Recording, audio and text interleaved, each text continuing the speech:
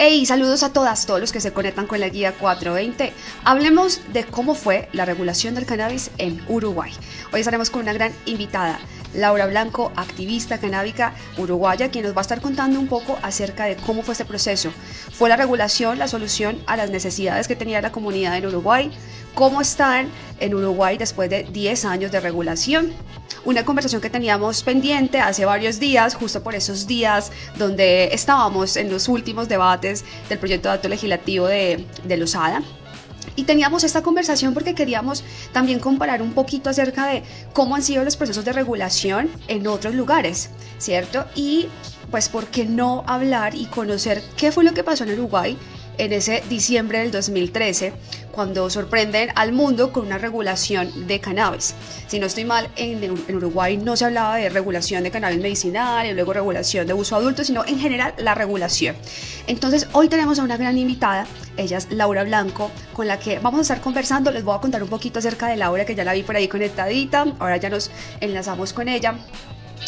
Pero Laura Blanco, voy a contarles, ella es cofundadora del Movimiento de Liberación del Cannabis y coorganizadora de la primera Marcha Mundial de la Marihuana en Montevideo. Ella ha fundado la Asociación de Estudios de Cannabis del Uruguay, ha trabajado también en la mesa asesora en la Junta Nacional de Drogas para la redacción de la ley de la regulación y control de cannabis. También ha sido detenida, liberada. Ha sido una persona demasiado activa en los procesos dentro de la cultura del cannabis, dentro de la regulación y los procesos civiles en la defensa de los derechos. Entonces, pues, ¿qué más que ella para que nos cuente cómo ha sido este proceso? Pues, Laura, bienvenida a este espacio en la Guía 420, un espacio para que podamos aprender mucho más sobre cannabis, sobre también conocer las diferentes iniciativas que se están dando dentro de la cultura y la industria del cannabis. Y hoy con este tema tan interesante y muy importante que nos compete, y es acerca de las regulaciones, de cómo se están dando estos procesos de regulación en diferentes países. Y pues creo que el ejemplo número uno es Uruguay, que es uno de los, pues, el primer país que dice y regulemos cannabis. Entonces, pues bienvenida, Laura. Gracias mucho. Y sí, está lindo en general ver cómo en todos lados se sigue trabajando en poder, por lo menos este primer paso de, regulación, liberación. Cada país lo va a tomar diferente, pero sí es una sustancia que en este último suspiro del mundo ha estado prohibida, como algunas otras, pero que verdaderamente es como ridículo que nos esté pasando. Esto es, visto desde el futuro, tal vez digamos, uy, esto como la ley seca de Estados Unidos, o algunas otras prohibiciones momentáneas que hubieron de sustancias. Laura, para adentrarnos un poquito y empecemos como a hablar específicamente de Uruguay, yo te quiero preguntar, ¿cuáles fueron esas motivaciones que tuvo en ese entonces, no sé, el presidente Mujica, o todo lo que estaba sucediendo en ese momento para que se empezara a hablar de regulación en Uruguay? Aquí, por ejemplo, en Colombia, una de las motivaciones es, listo, hay que cambiar la política de drogas que hay en Colombia. También lo motiva el tema de la industria, que es como otra vaina que se maneja, y es como que, hey, si legalizamos, hay una industria grande que se va a fortalecer y que se puede desarrollar mucho más en Colombia. En Uruguay, ¿qué pasó? ¿Cuál fueron esos motivos para decir regulemos? Yendo un poquito a la historia, porque la regulación surge como intención del gobierno en el 2012. El movimiento social empieza bastante antes. La primera manifestación fue en el 2005, fue como una autoconvocada, no se supo nunca quién convocó a esos tambores en la Rambla de Montevideo, pero sí recuerdo que mi hija menor tenía 2 años y medio, 3, y estaba muy orgullosa porque había salido en policiales, porque todo se mezclaba en aquel momento, pero la marcha fue publicada en un diario en policiales. Luego, en el 2007, se hace la primera marcha mundial de la marihuana el 5 de mayo en Montevideo, la llamamos la 5M. Hay un blog que la explica ahí que se llama Marihuana 5M Blogspot, y la muestra muy linda. Pero ¿qué pasó? Fue 4 días después, el 5 del 1 de mayo, el Día de los Trabajadores. Y resultó ser que la marcha de la marihuana había más gente que el 1 de mayo, que es una de las marchas tradicionales, y el gobierno dijo, ¿cómo? 2007, ¿no? ¿De dónde salieron todos esos fumones, toda esa gente tranquila que fue a un concierto, la verdad, niños, perros, todo, fue muy familiar, duró muchísimas horas, todas las bandas quisieron tocar ahí, nos apoyaron mucho y nosotros creemos que hubieron como 10.000 personas yendo y viniendo de esas fronteras durante el día. Fue un movimiento muy grande y también fue una llamada de atención del gobierno.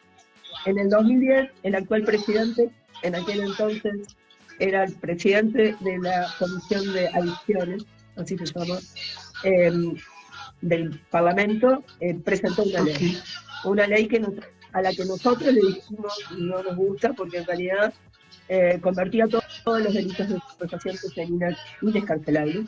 Y ya sabemos que no todas las personas que terminan en la cárcel son delincuentes, pero no ponía un límite en la plantación. O sea, ya vos podés plantar todo lo que quieras, pero no se puede vender. Eso quiere decir que yo podía plantar 2 hectáreas en la estancia del Tata y mientras no me agarraran no las podía vender, pero no, o sea, ¿para qué? Y lo que nosotros como autocultivadores queríamos era protegernos, o sea, sin poner un límite, pero un límite que dijera de acá para acá, eso no puede hacerme nada. Ese fue nuestro consejo del abogado constitucionalista. O sea, el verbo sembrar estaba dentro del artículo 31, o sea, estaba prohibido sembrar el artículo 31 de la ley anterior, la ley 24. Y en ese sembrar podría haber cualquier interpretación de un juez, porque quedaba la interpretación del juez si la siembra o la tenencia o la venta, en ese caso, era un delito o no. Comprar no era un delito, pero vender sí, cultivarlo también, entonces teníamos derecho a consumirlo, pero cuestión que en ese momento empezamos a dialogar con distintos partidos políticos que formaban parte de esa comisión de estupefacientes porque nos dimos cuenta de que había que colaborar un poco para que eso tuviera andamiento. Y Sebastián Sabini, que ahora es actual senador, está en el lugar de Lucia Topolazzi, que renunció a su banca del Senado. Sebastián, por aquel momento diputado, pasa a ser presidente de la Comisión de Adicciones y empezamos a ser recibidos en el Parlamento. Todas las organizaciones. El asunto es que en aquel 2007, y para la primera marcha, la única que tenía las flores era yo, porque todos los demás organizadores fumaban prensado paraguay. Venían de diferentes grupos, la juventud del Partido Socialista, la juventud de la vertiente artiguista, o sea, partidos políticos con sus bases jóvenes, que nos apoyaron muchísimo en ese momento, siempre del frente. Un grupo que se llamaba La Placita, que también era el que organizaba el toque, digamos, el escenario, la banda, las luces, el básquet, todo eso que había que hacer, y nadie hacía la declaración, así que me tocaba a mí y a la turca, que era otra compañera. ¿Quién va a decir? ¿Qué vamos a decir? Bueno, nadie se ocupaba de esto. La fiesta era una verdadera fiesta, pero era, bueno, en reclamo, ¿no? En reclamo de nuestros derechos. Y así fue que, bueno, nos empezamos a foguear, nunca había hecho esto. Y ya en el 2005 teníamos un foro uruguayo de cultivo que se llamó Planta tu Planta, y con aquello de no tener una experiencia y un antecedente de cultivos, pero de sí saber que si éramos muchos era más difícil meternos presos. O sea, ese era nuestro... Cultivemos, seamos miles cultivándonos porque no se puede hacer de otra manera, y bueno, y mostremos que lo podemos hacer responsablemente. Esa era la idea. Difundimos con seudónimos nuestros propios cultivos durante años. Y ya te digo, desde el 2007 en adelante, luego del 2010 presentaba ese primer proyecto de ley, como cultivadores empezamos a participar también en estos diálogos en el Parlamento. Sobre todo en la Comisión de Estupefacientes. De ahí salió una ley de 68 artículos, creo que tenía en aquel entonces, que elaboramos con Sabini, donde nosotros lo único que queríamos era permitirnos la actividad del autocultivo, o sea, del cultivo doméstico, y la producción en clubes de cannabis. Nunca pensamos en nada más. La ley estaba pronta y en el 2012, por primera vez, logré que se movieran, hicieron una marcha, que en mayo también, la marcha mundial, arrancamos en la Suprema Corte de Justicia, que se encuentra en el Callejón de los Derechos Humanos, que tiene 50 metros. Eso es lo que le damos a los derechos humanos en Uruguay. Pero no, bueno, parece irónico, pero sí pasa. Ahí nos concentramos en la Plaza Cagancha, que es céntrica, y por primera vez marchamos hacia el Palacio Legislativo, en donde hay una gran plaza, y ahí sí se hizo el recital de todos los años. Esa fue la primera marcha, mayo del 2012, y el 19 de junio del 2012 el gobierno anuncia que dentro de las 15 medidas de la seguridad y la convivencia, la última, la 15ª, era regular el mercado de la marihuana. Así que fue una gran... No esperábamos, de verdad. O sea, estábamos creyendo que la loma era muchísimo más alta y resulta que en un momento el gobierno puso la bandera y dijo, sí, vamos. Entonces fue como de bajada. Bueno, o sea, desde mucho antes de la regulación, pues ya había una organización de activistas, de personas ya haciendo esos reclamos, pues sí, de manera organizada, los movimientos. El movimiento por la liberación de la cannabis fue una agrupación de muchos movimientos que venían de otras agremiaciones o tal vez de otro trabajo, porque también la gente de Prolegal, que de otra ONG, venían de trabajar con el aborto y el matrimonio igualitario, y esta fue otra de sus banderas, o sea, otra organización social que también nos vinculó y tejimos redes con otras personas, porque todos sabemos que esto del uso del cannabis es transversal a la sociedad. O sea, no hay ni de izquierda, ni derecha, ni arriba, ni abajo, ni adentro, ni afuera. O sea, todos, que hay un 10% de la población que ha usado el cannabis, bueno, ese 10% está distribuido entre toda la sociedad. Entonces, tal vez con más tendencias a, no sé, a consumos tempranos en algunos estratos, o lo que sea, pero no hay familia que no tenga a alguien que haya fumado, o que haya experimentado, o que sepa. Entonces, y ahora en Uruguay esto también se hizo más fácil, porque, por eso te digo, el camino de bajada fue porque el que dijo, vamos a regular esto, fue precisamente el gobierno. Entonces, fue mucho más sencillo instaurar esta conversación en la mesa familiar. O sea, el Pepe dijo, porque era el gobierno del Pepe aparte. Entonces, se instaló más sencillo, o sea, fue más fácil desestigmatizarse, o sea, decirle a la abuela, sí, yo fumo, y mi amiga también, mirá, tiene 2 hijos, estudia, trabaja, sí que la fulanita, sí. Es que cuando desde el mismo estado ya se está diciendo, hey, no, vamos a regular el cannabis porque finalmente se necesita y no es una sustancia, digamos, que tenga un daño a la sociedad, por decirlo así, como otras circunstancias, pues se genera como la posibilidad de que se entablen esas conversaciones. Por ejemplo, aquí en Colombia, el año pasado, con este proyecto, este año con el proyecto de regulación de cannabis de Lozada, pues el tema de cannabis en los periódicos, en las conversaciones, en las universidades, yo creo que las familias que ni hablaban de eso, lo pusieron en la mesa esos días, por esos días ese tema. Claro, eso es muy importante porque, bueno, va bajando tabúes, mitos, y bueno, las personas que a veces tienen un prejuicio, porque es social, o sea, está establecido. Nos han dicho durante 1000 años, no a las drogas, o las drogas son malas, bueno, ustedes con la mata que matan, bueno. Entonces, o sea, hay como un constante mensaje del prohibicionismo que nos ha tocado a todos. O sea, yo tampoco nací en los 70. O sea, Nixon y todos los demás vinieron después. Entonces, es difícil hacer ese cambio cuando solamente la sociedad civil está empujando, ¿no? Porque como vos decís, es muy importante, la opinión pública es muy maleable y la prensa, el cuarto poder, también. O sea, a veces hay que ver cómo se dicen las cosas, ¿no? Un poco, porque también generan unas confusiones que, por ejemplo, nos pasa a nosotros que muchos extranjeros llegan porque Uruguay se convirtió en el primer país en donde el cannabis es legal, pero cuando llegan le dicen, no, pero a ustedes no lo podemos hacer. ¿Cómo? Sí. ¿Pero cómo? O sea, es como una sorpresa para todos, pero sí, todo el resto del planeta no son tan humanos como nosotros.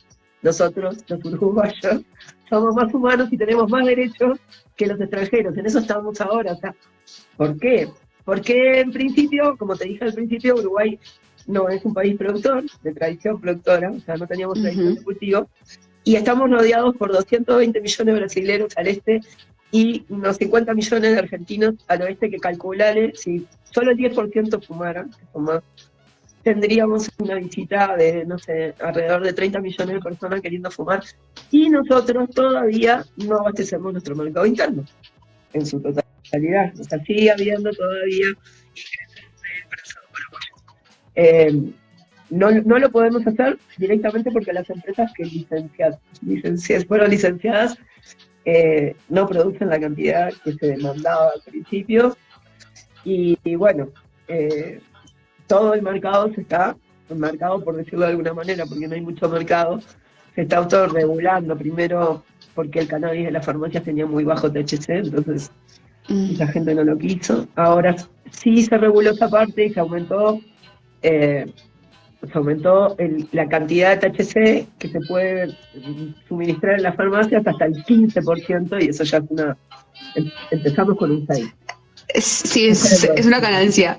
Entonces ya pasar el 15 fue una ganancia, y creo que a medida que va pasando el tiempo también las autoridades van entendiendo de que no se trata, que también es una reducción de daños, que el cannabis tenga más THC, porque si no me tengo que fumar 2 porros para que me haga el mismo efecto que 4 plones. O sea, no tiene sentido. Le estoy metiendo mucho más humo, mucha más sustancia vegetal a mis pulmones, mucha más combustión para poder lograr el efecto. Para lograr un efecto que a veces ni siquiera se logra, porque está mala la marihuana a la que se puede acceder en este mercado, que no es regulado. Entonces ahí estuvo nuestra argumentación en el exterior, o sea, el derecho a la salud de las personas, porque también no sabemos con qué fumigaron esas plantas, con qué nada, o sea, cómo las envasaron. Muchas veces llegan con olor a amoníaco porque están prensadas verdes y embaladas en plásticos, generan hongos que van a los pulmones. O sea, sí, toda la argumentación de salud pública se utilizó mucho afuera, pero también adentro, porque la situación de la violencia vinculada a las bandas se venía aumentando en Uruguay. Por aquel momento, y mirá qué extraño, hace 10 años en Uruguay el 98% de los homicidios se resolvían. Siempre se sabía quién había sido. Cuando yo lo dije eso en México, en el 2013, me quedaban mirando como si no fuese. Pero sí era una de las cosas que pasan en las grandes capitales de Latinoamérica, que al final la prensa lo termina asumiendo como, es un ajuste de cuentas, pues nadie... Sí. O también, ciertamente, son ajustes de cuentas entre bandas y en donde hay masacres.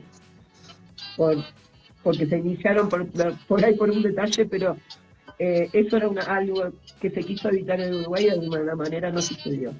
La seguridad, la convivencia, quitarle dinero al crimen organizado, a las mafias, también fue un buen argumento. Pero ya sabemos que el crimen organizado se ocupa del crimen. Entonces, siempre... Laura, ahora me mencionabas acerca de esos movimientos, y yo quiero saber, ¿cuál crees tú que ha sido el rol que tienen las comunidades en los procesos de regulación? No solamente el haberse dado la regulación, apoyar al gobierno en cuanto a cómo se va a regular, sino posteriormente el rol que tienen las comunidades para que esa regulación o para que haya unas mejoras dentro de lo que se ha establecido. Bueno, todo parte del activismo y de que la gente no baje los brazos y no se canse porque creyó que llegó arriba a la cima. Nunca se llega arriba. Después que vino la bajadita, hicimos la ley, resultaron muchas sorpresas. Después de que estaba redactada, cuando entra al Palacio Legislativo, el mismo día hay una incidencia, salen todos los diarios. Veníamos de meses de trabajar con todos los representantes de los ministerios que hacía falta, del Instituto de la Semilla, seriamente, ¿no? Y tratando de hacerlo mejor en un tiempo récord, porque el PP se nos iba. Entonces iba a ser muy complicado después. Entonces tiene una experiencia anterior, excepto, no sé, Portugal, por decirte algo que era como un poco más contenido y nacional, ¿no? Porque Estados Unidos no se podía tomar como ejemplo, eran todos los estados tenemos ahí. Entonces, verdaderamente fue una experiencia nueva, no un experimento, pero sí una experiencia nueva. Y así como formamos desde la asociación, formamos el primer club canábico en la ilegalidad y lo declaramos. Lo declaramos precisamente por eso, porque estamos haciendo un proceso de investigación con la sociedad civil. 256 personas se anotaron en un solo día para formar parte de ese club. Y lo tuvimos durante un año, fue ilegal, porque no había ley. Pero yo fui y lo declaré, o sea, tenemos necesariamente que hacer una experiencia en Uruguay para saber qué es un club canábico uruguayo. Lo mismo le digo acá a la gente de Colombia, o sea, cuando los visito, o sea, ¿cómo se va a regular un club canábico en Colombia? Pues cómo funciona, porque ya hay muchos. Entonces, ¿cómo nos manejamos en esta experiencia que la estamos haciendo igual? Porque la transgresión hay que hacerla, si no, las cosas no pasan. Eso es parte del activismo. Uno va enfrente porque sabe que va a transgredir y se prepara para eso porque como decía ahí por ahí que le dije en biografía, sí, me detuvieron varias veces, pero cuando uno menciona los literales, los números de artículos y las leyes correctamente, los jueces entienden que te has dedicado a esto toda la vida y que verdaderamente estás ahí para abrir el mercado de la semilla, no porque querés vender 5.000 semillas en el mercado, sino, sí, me llevaron. Pero de ahí en más, el mercado de la semilla, digamos, en Uruguay nunca se reguló. Tenemos problemas internacionales, porque eso es lo que los colombianos no se pueden olvidar. Las presiones internacionales de los gobiernos siempre existen, ¿no? O sea, no somos una burbuja. Uruguay fue sí, una experiencia bastante rara, pero sí en el momento que estábamos redactando la ley, recibimos amenazas del gobierno chino. Entonces, de gobierno a gobierno, sí, total. Ustedes hacen eso, nosotros no le compramos más carne. Y fue como, bueno, paren las rotativas porque si los chinos no dejan de comprar carne, ¿cómo le vamos a comer a los niños? Algo así, ¿no? Es el mayor ingreso de nuestro país. Entonces, no es tan sencillo a veces. También a mí me cuesta opinar sobre Colombia porque no conozco a fondo la historia, todos los procesos y todas las reparaciones que hay que hacer en estos casos, porque en Uruguay no han sido tantas, pero aquí sí hay mucho daño provocado por la guerra contra las drogas, muchas muertes, o sea, mucha violencia generada y mucha reparación que también hay que considerar. Entonces entiendo que es totalmente diferente una regulación en Colombia de lo que puede haber sido en Uruguay. Inclusive hasta nuestros errores tal vez ni siquiera les sirvan no sé. Sí, como que cada país con sus circunstancias tendrá una regulación muy apropiada, pues como al contexto, ¿no? De que está viviendo cada país. Pero me parece muy interesante ese llamado que también haces, Laura, acerca de que pues la regulación no es la cima.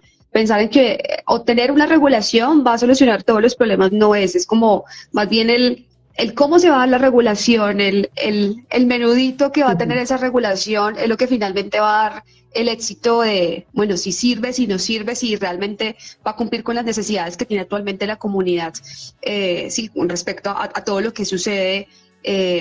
Y que también está como en lo gris, ¿no? Que no tenemos unas leyes muy, muy claras. Y hablando de eso de leyes, yo quisiera preguntarte, Laura, actualmente en Uruguay, ¿cómo están las cosas? Por ejemplo, ¿quién puede conseguir cannabis y en qué lugares se puede hacer? Bueno, desde el 13 es que se promulgó la ley, inmediatamente en el 14 se abrió el registro de cultivadores domésticos. Nosotros podemos tener en cada casa 6 plantas florando. 6 plantas, ok. Ajá. No cuentan, o sea, todas las que quieras en vegetativo, pero florando 6. Y supuestamente podríamos tener guardados 480 gramos de cosecha por domicilio o por persona, porque en realidad eso es lo que se puede. O sea, si viven 3 personas que fuman cannabis en una planta, en una casa, no pueden tener 18 plantas. Siguen teniendo derecho a tener 6 porque es por domicilio. Es por domicilio, la tienen muy, muy clara respecto a eso. Sí, pero sin embargo, como derecho al uso, cada persona tiene un derecho a 480. Entonces, todos sabemos que con 6 plantas en tierra podemos sacar kilo y medio, 2 kilos, 3 kilos, depende, o sea, Laura, por ejemplo, si alguien, digamos, la autoridad va a mi casa y hace una requisa, entonces, aquí vimos 3 personas, entonces cada persona puede tener sus 480 gramos. Bueno, acá tenemos dos cosas. Si la autoridad fue a tu casa, hay una orden de allanamiento y seguramente tuviste una denuncia. Porque solo un juez puede firmar una orden de allanamiento si a esa autoridad te estás refiriendo. Muchas veces salen las plantas en el diario, pero el allanamiento fue hecho por otra cosa.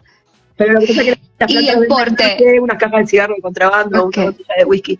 Entonces, pasa esto. Pero los que nos pueden fiscalizar en realidad son los inspectores del Instituto de Regulación y Control del Cannabis, que son civiles. Ok, listo, son civiles. Si tú te registraste, ellos tienen tu dirección y pueden llegar a tu casa en cualquier momento a revisar tus plantas. No lo hacen porque yo les explicaba, son los mismos 5 personas que tienen que visitar los 300 clubes que están habilitados, más los que están pidiendo habilitaciones, que están dispersos por todo el país.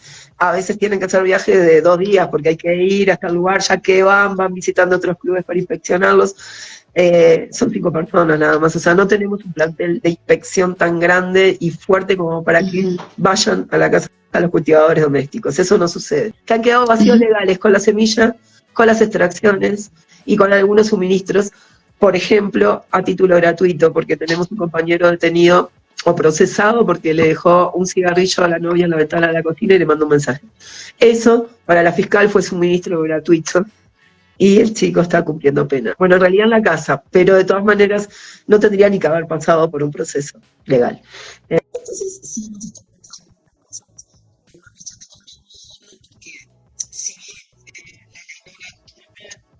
todo bien con el gobierno del Frente Amplio y la primera dirección del INCA fue muy amable para que las cosas sucedieran bien. Entonces teníamos muchas reuniones, intercambiábamos, nos íbamos arreglando. Pasaron cosas, sí, claro, o sea, pasaron cosas, pero siempre con un espíritu de que funcione.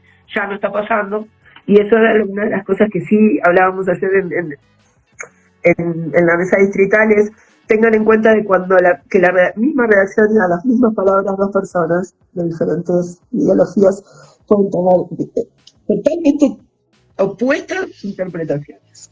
Sí, entonces es cierto. Te toca un juez provisionista y no sé, es muy lógico y muy obvio que todo parte de una semilla. Entonces, ¿de qué vale que yo regule todo y ponga todos los impuestos y haga unos cuadritos imponentes si no voy a lo fundamental que es? O sea, ¿cómo voy a obtener esa genética? ¿Cómo se la voy a dar a las personas?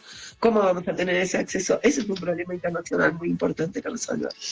Entonces, que pienso que es como lo clave dentro de las regulaciones. Así se hace una regulación, solamente miras al negocio, a que la industria, y bueno, y cuántos millones van a entrar, pero si no se habla realmente de las personas, de los usuarios, del acceso y también de la información, ahí hay unas fallas grandes. Sí. El tema positivo es otro tema, o sea, también, o sea, esto del intercambio de dinero por, o sea, vos me votás la ley, pero sí, todos los claro, para escuelas y no sé qué, como pasó en Colorado, en Washington, no sé, en Washington fue un fracaso, o sea, pusieron tantos impuestos que la gente se volvió al mercado negro, porque es imposible comprarlo en regulado. Entonces también hay que tener cuidado con eso cuando pongo el precio, cuando Uruguay no tiene impuestos acá, no, de ninguna de las maneras. Los cultivadores domésticos vamos y nos registramos en las oficinas del correo y ya. Y declaramos que tenemos un cultivo, ya está. Yo hace años que yo ni lo renuevo, porque estoy en contra del registro, pero es una cuestión personal. Entonces me registré hace muchos años, pero ahora ya no lo renuevo, ya saben dónde está mi casa. Ya me registré, ya está, estoy en el padrón y en la lista negra. Los clubes canábicos, que es otra manera de acceso, estamos limitados entre 15 y 45 personas, somos asociaciones civiles sin fines de lucro y no pagamos impuestos. Y la venta en la farmacia fue, gracias a Steve Rolls, que se lo aconsejó al gobierno, fue topeada como, no sé, nosotros en Uruguay tenemos un valor tope como el boleto o la leche o un bien de primera necesidad. Bueno, el cannabis también está topeado. Y tiene un valor fijo, se vende en la farmacia cuando salió en el mercado el 2015 recién era $1.25. Ahora está a $2, no, sí, $2 el gramo, más o menos, un poquito más, fue aumentando de precio, pero verdaderamente porque $1.25 en las condiciones que el Ministerio de Salud Pública les exige a los licenciatarios para que el cannabis pueda ser empaquetado, como también el Ministerio y el gobierno se los pidió. Y además tienen que asumir la misión de la distribución.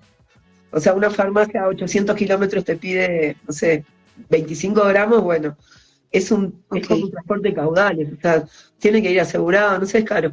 Entonces, era básicamente ir a pérdida, ¿no? Producir para las farmacias en aquel momento.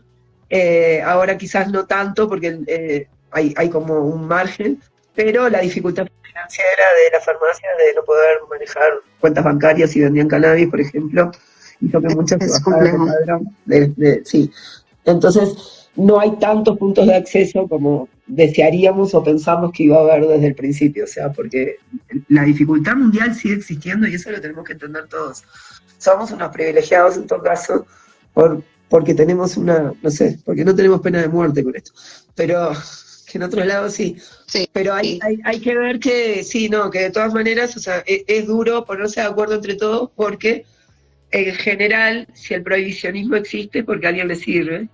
Lo dije en Medellín, se lo dije a Ocampo y se lo dije a Lozada, o sea, aquellos que no quieran regular están en connivencia con el narcotráfico, punto. Laura, yo tenía una pregunta, ahora que estabas contando acerca de la cantidad de plantas que se puede cultivar allá, nos mencionabas los sitios donde se puede obtener el cannabis. ¿Cómo es el tema del porte afuera, en la calle? Digamos, aquí en Colombia dicen que son 20 gramos de cannabis, pero que también tiene mucho que ver sobre la intencionalidad que yo tenga de ese porte. ¿Cómo es en Uruguay? O sea, yo puedo salir a, no sé, a visitarte a ti en tu casa, yo llevo mi bolsa de cannabis para compartirla contigo. ¿Cómo se maneja eso? Y O sea, si la policía... cuando vengas no traigas más de 40 gramos por las dudas. Pero sí, Ok, 40. 40 es nuestro 40 es porte, como porque bueno, en la farmacia se puede retirar 10 gramos por semana. 10 gramos por semana. Se pone la huella digital, no hay que presentar ningún documento ni nada, es como el aeropuerto. Pones el dedo, huella digital, y ahí ya el farmacéutico tiene en el programa la cantidad que vos retiraste esta semana. Si no retiraste nada, te podés llevar 10, y si no vienen, bolsas de a 5. O sea, O sea, que al mes solamente puedo 40 gramos y ya. Sí, es bastante poquito. Lo mismo, No. lo mismo es lo de los clubes, lo mismo es lo que se calcula para el acopio doméstico. La cantidad de personas que hay. 4,80. Y por otro, bueno, Laura, hablemos entonces de la industria. O sea, esto se hizo principalmente con un tema de seguridad, ¿no? De quitarle al narcotráfico estos ingresos y se pensó como desde ese punto, ¿no? Pero Uruguay, o sea, de cierto modo, ¿ha tenido algún impacto económico con la regulación? Bueno, sí, sin duda. Primero que nada, porque hay un cambio social en la actividad del cultivo. O sea, ahora los cultivadores pueden hacer aportes sociales, tener su seguridad social y aportar para su jubilación. Es un trabajo digno. Eso ya es súper. O sea, el el autocultivador, o sea, las personas que dirigen las asociaciones de cultivo. O sea, yo tengo mi asociación, gano por hacer, o sea, cultivar y por poder dispensarle a los socios. Las asociaciones no son de nadie, son de todos los socios. Las autoridades no pueden recibir ingresos bajo ningún concepto. O sea, si la casa es tuya y sos el presidente de la asociación, pues no podés cobrar renta por la casa.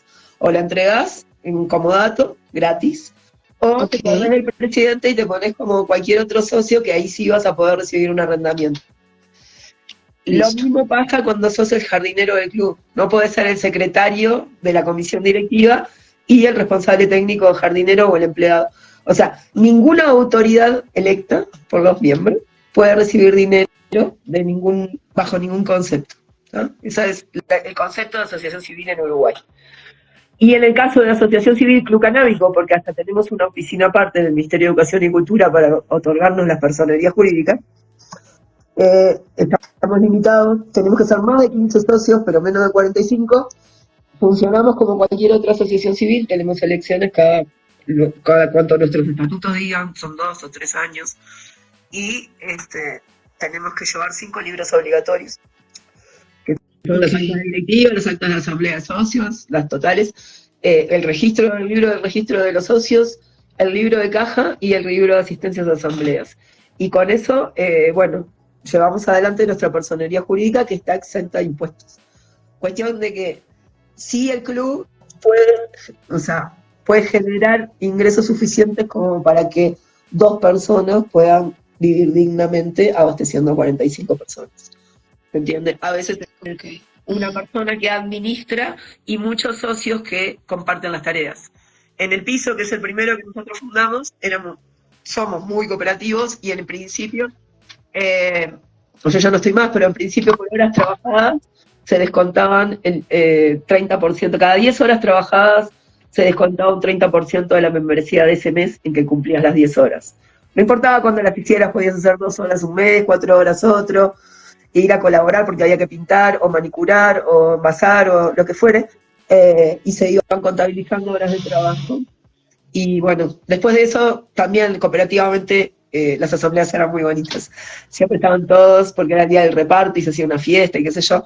Pero existe, por ejemplo, sigue existiendo en el piso ese concepto de que si no podés pagar la mensualidad, podés aportar trabajo para pagar una parte por lo menos.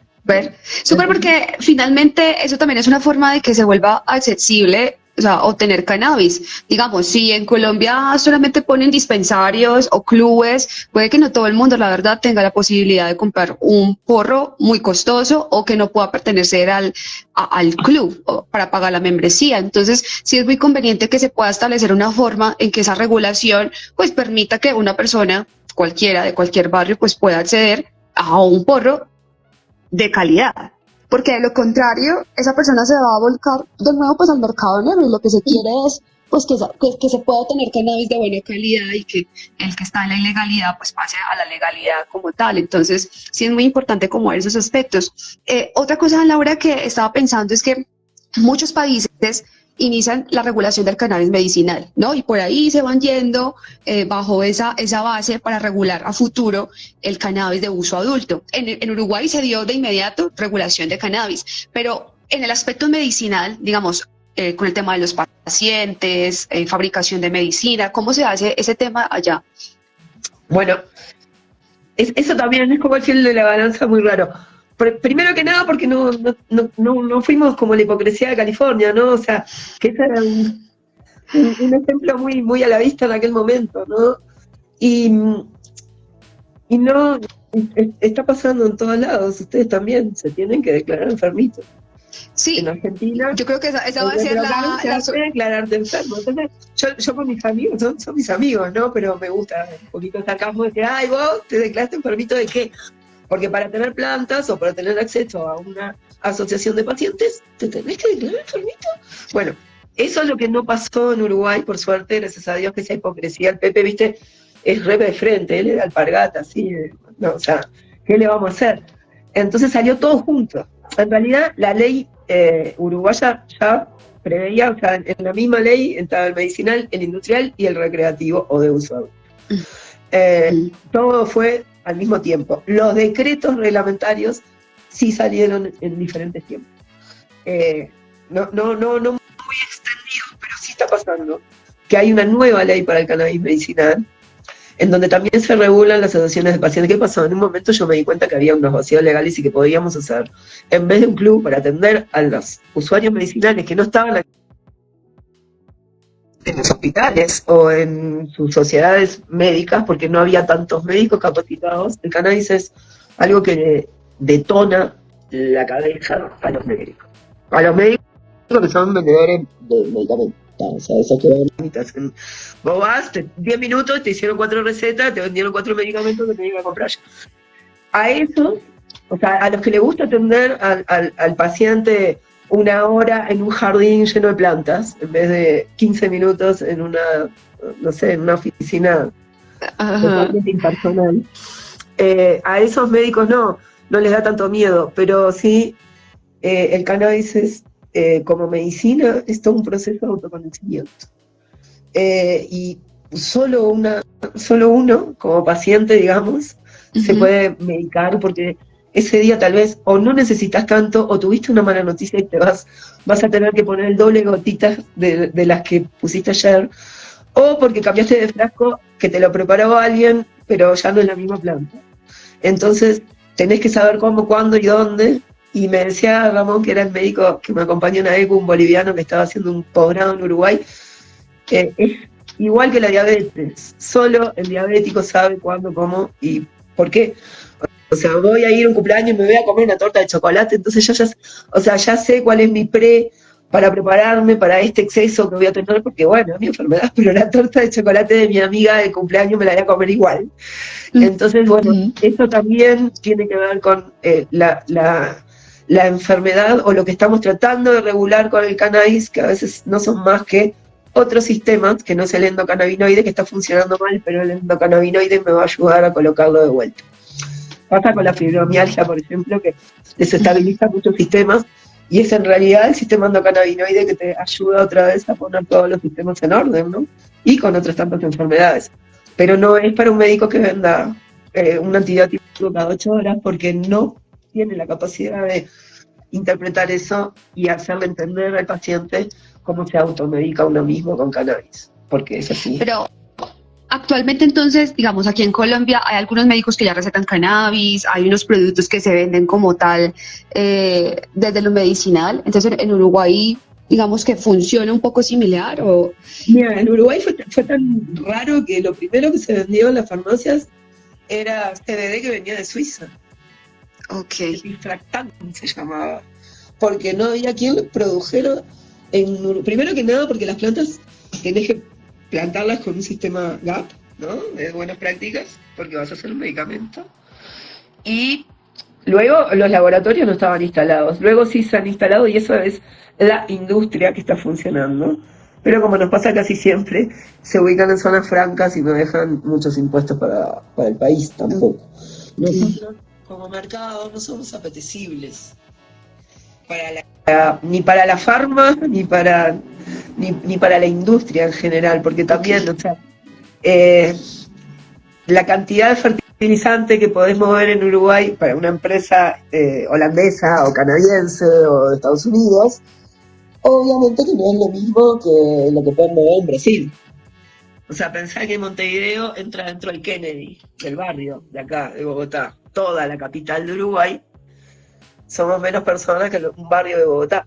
Entonces, no somos apetecibles para las grandes corporaciones, por suerte. Porque también fuimos muy libres de hacer las cosas porque, por suerte, no éramos el mercado que puede ser ahora Tailandia. Que quiero ir a Tailandia. Sí. ¿Cómo quiero ir a Tailandia?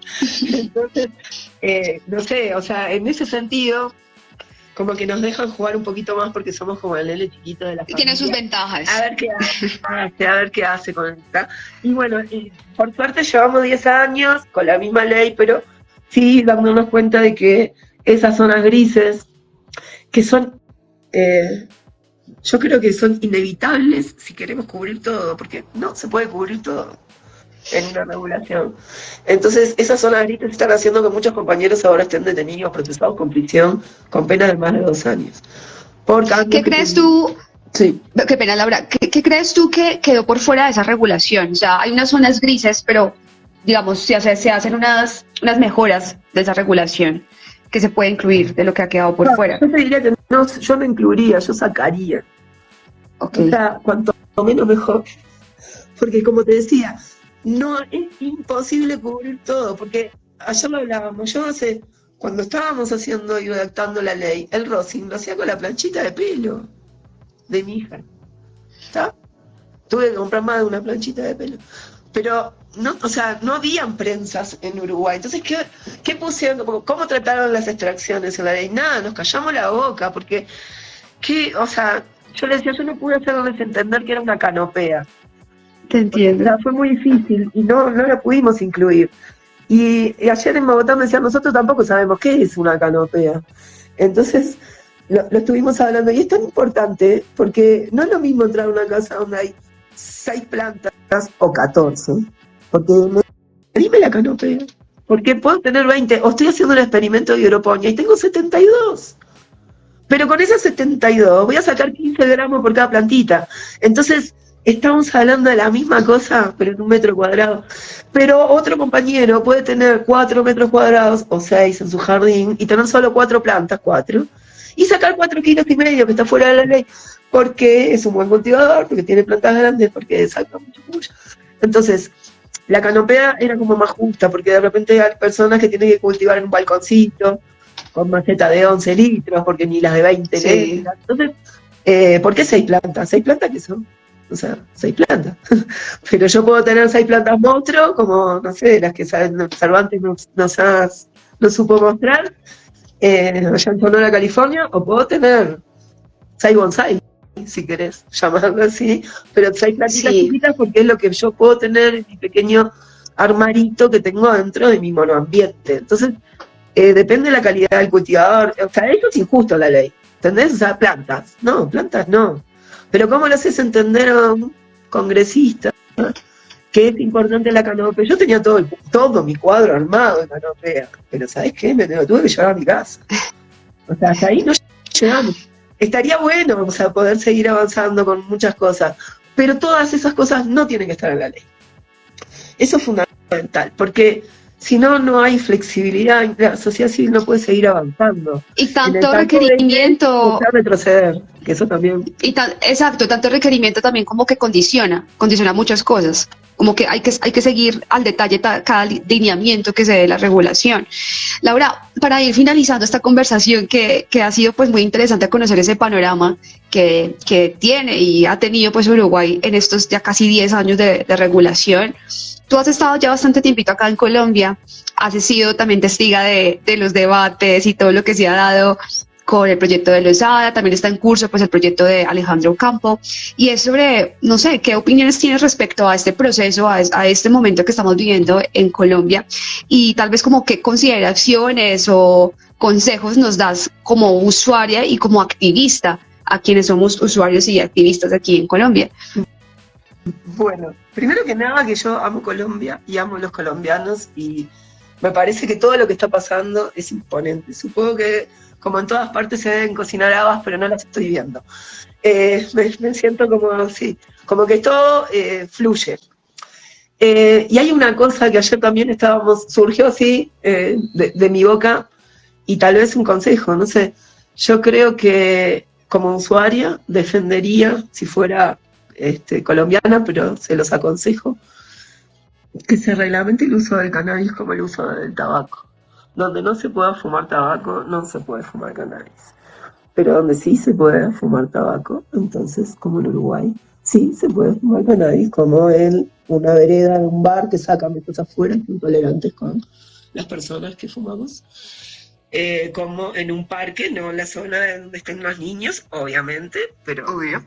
Como en una playa, que no te vas a poner justo al lado de una mamá con 4 niños a fumarte un porro, pero sí. Entonces me parece que tiene que ver con la tolerancia, con eso de no sentirse todavía estigmatizado, porque no poder fumar en la calle como en España, no sé, no está bueno.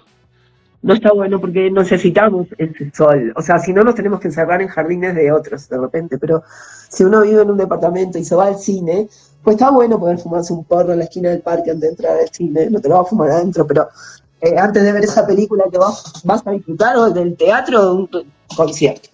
Entonces me parece importante defender esa parte de los usuarios, porque así lo somos, porque el espacio es público y mientras no moleste a nadie, ojo, porque si en el bar me dicen por favor acá no se puede fumar, bueno, sí, no se puede fumar. Razonable. No, en algunos lugares sí fuman tabaco, pero no se puede fumar cannabis. Bueno, no sé si es razonable, pero hay personas a las que les molesta más el humo del tabaco, sobre todo los canábicos. A mí. Claro, sobre todo los canábicos les molesta más el humo del tabaco que el cannabis. Pero bueno, todos sabemos que también pasa y que no puede ser que te estén multando y con parentos y todo eso porque saliste a fumarte un porro. O sea, no, si no estamos molestando a nadie, estamos en la esquina o en, no sé, o en la placita con nuestros amigos, bueno, es libre, o sea, al aire libre no estoy, si no estoy molestando eso. Siempre no, y se vendrán esas discusiones también. Justo la Corte Constitucional apenas dio como un comunicado, todavía no se ha hecho pues como efectivo, pero los alcaldes, los consejos van a tener que regular espacios de consumo en las ciudades. Entonces eso es un tema como que también nos tiene sobre de qué manera se van a regular, cómo van a ser los espacios, cómo vamos a poder llevar como esa convivencia en los lugares. Bueno, sí, pero está bien, pero también no puede quedar solo al gobernante de turno de repente. Exacto. Que hoy te va a dejar y mañana el otro que venga no, tal vez estaría bueno sí proponer una... En firme. En todo Colombia, yo sé que eso es difícil porque es como que son muy, según los departamentos y son como diferentes culturas, pero ya que estamos en pos de eso, bueno, o sea, sí, poner una valla y decir, bueno, de acá para acá no... algún derecho tenemos que tener, no nos vamos a encerrar como si fuéramos enfermos y delincuentes al final. Entonces, o sea, delincuentes no, pero molestos. Entonces, no sé, no me parece que esté bueno para, no sé, la sociedad toda, inclusive ahora que cada vez la gente fuma menos tabaco y más cannabis, no sé, tendencias en general en toda América, así que me parece que es más lógico todavía. Nos esperan muchos retos y esperamos que este nuevo año legislativo pues podamos alcanzar a que se nos dé la posibilidad de regular el cannabis. Y recojo mucho lo que tú has dicho, digamos que me impacta mucho y lo llevo siempre en cuanto a la participación de los usuarios. O sea, la regulación no será la cima y nuestra participación será muy importante en los procesos, antes, durante, a esa regulación y posterior a lo que podamos ir mejorando. Entonces, es también un llamado para que todos los usuarios estén muy pendientes de lo que se vaya a regular y que también se puedan vincular a los diferentes procesos de organización que se están dando en diferentes ciudades, como la Mesa Distrital Canábica, está la Mesa de Cali, la Mesa Fronteriza en Cúcuta, acá en Medellín se ha empezado una mesa que es la Mesa Política de Drogas, y hay varios procesos en diferentes zonas, la costa también está muy organizada en Barranquilla, en Cartagena, entonces que también hagan parte de estos procesos organizativos para que la regulación sea una cuestión de todos, no solamente de los políticos. Sí, no, es que es así y hay que hacer el trabajo, hay que escribirlo, hay que llegar a consensos y acuerdos entre todos, entre los usuarios y también aquellos que están viendo en esto, tal vez como, bueno, una posibilidad de hacer, de lucrar y de tener una industria en el régimen en que Colombia vive, que es totalmente capitalista. Eso hay que entenderlo, va a suceder. En Uruguay sucedió también, pero nosotros no somos tan expeditivos como los colombianos y las licencias se demoraron mucho. Cuestión de que en general los inversores se fueron aburridos. Después de 2 años de mantener sociedades anónimas y oficinas y hacer trámites y qué sé yo, el proceso burocrático en Uruguay es inglés, pero igual lo hacen españoles. O sea, es un proceso burocrático inglés, pero llevado a cabo por italianos que hablamos español, no sé, algo así somos los uruguayos. Entonces, sí se demoró mucho y fue para muchas empresas grandes pérdidas. Ahora ya, bueno, la cosa, mucha gente que me decía, quiero plantarse de ello, decía, no es el momento porque se gasta mucho dinero aprendiendo cómo hacer los trámites, que ni siquiera ellos saben porque nunca se hicieron.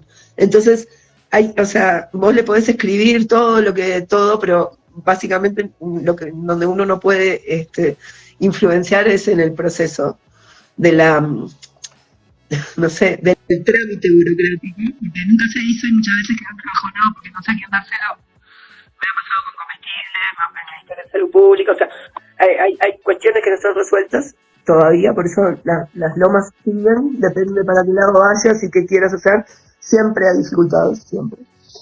Y bueno, siempre se puede mejorar, eso es básicamente lo que uno tiene que pensar, ¿no?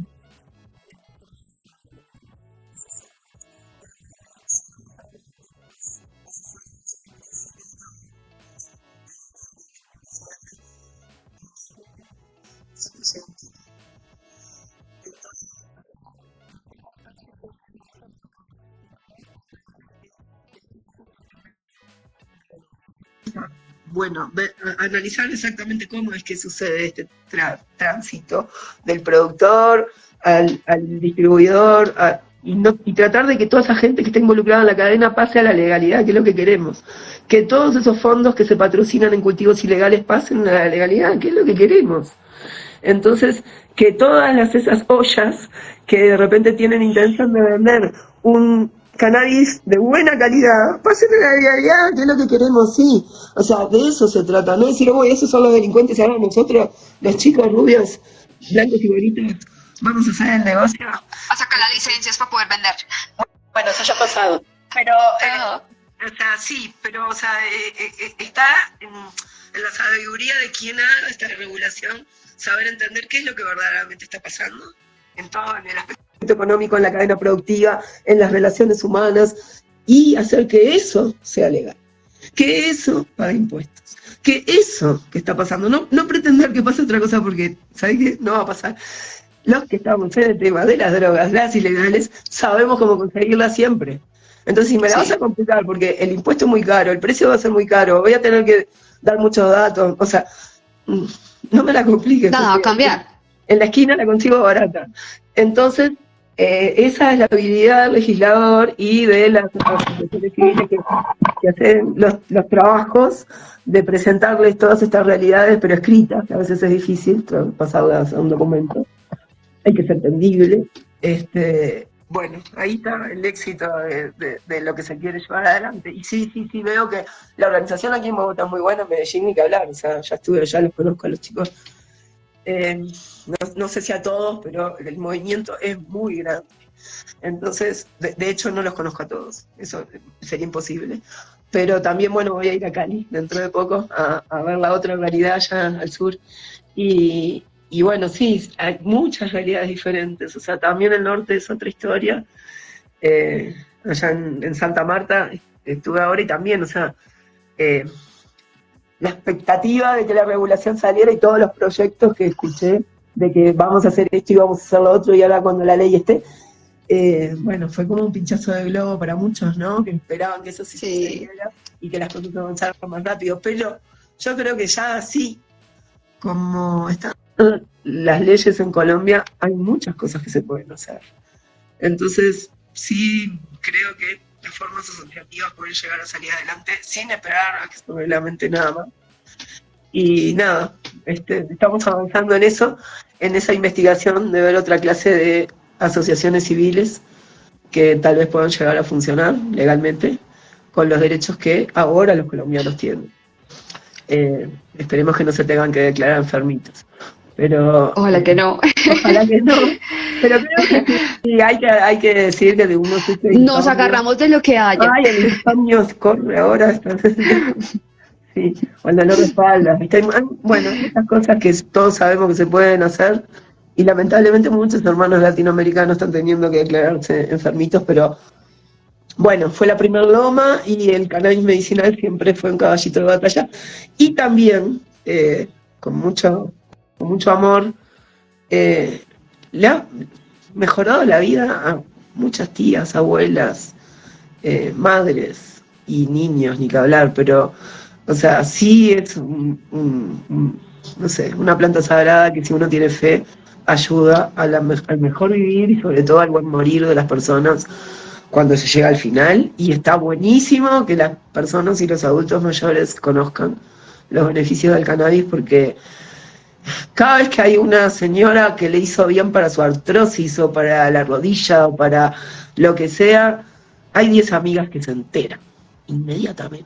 Total. Y eso es cierto. Es magnífico. Y esas señoras son nuestras abuelas, nuestras mamás, nuestras tías, que también empiezan a entender que el cannabis es una planta amiga. Y bueno, por ahí también la discusión, aunque no venga del presidente que diga hay que legalizar esto, hay que regularlo, sí es una manera social de descriminalizarla y de estigmatizarla, porque ahí ya no hay argumentos prohibicionistas, se cae todo. Entonces, con nuestros abuelos, con nuestras tías, con nuestros, presentarles unas gotitas, unas cremas, no sé, una ayuda para todas sus nanas, porque todos tenemos nanas, pero el cannabis nos ayuda y los que venimos fumando hace años a veces lo sabemos. Sí, estamos inmunes a muchas cosas. Eso es. Laura, quiero agradecerte inmensamente por el espacio, por tu tiempo, de esa agenda tan apretada para poder compartir con nosotros en la Guía 420, desde tu experiencia, lo que ha pasado en Uruguay y también como esas opiniones respecto a lo que nosotros estamos viviendo actualmente en Colombia. Muchas gracias, Laura, por acompañarnos en este espacio y por narrarnos cómo ha sido esa regulación en Uruguay. No, gracias a vos, de verdad, porque me gusta muchísimo el trabajo que haces, pero aparte también me gusta cómo presentas todo. Tuve la suerte de conocerte en Medellín, arriba del escenario. Sí. Un día muy emocionante para mí, porque aparte era mi cumpleaños, así que, sí, divino. Y la verdad, agradezco mucho la invitación y poder estar acá comunicando esto, porque me parece que este proceso, sí, no sé, me mueve, me llama a involucrarme de alguna manera, así que sí, todo lo que se pueda aportar de la experiencia y de la falta de experiencia también, porque hay que reconocerlo, no todos sabemos todo, pero me viene, no sé, me hace ilusión ver este proceso acá, y bueno, esperemos que este nuevo comienzo que va a ser ahora el 20 de julio sea auspicioso para todos y se llegue. Vamos con toda la energía. Eso es. Va a llegar a los votos. Vale, Laura, estamos conversando entonces. Gracias. Gracias a vos.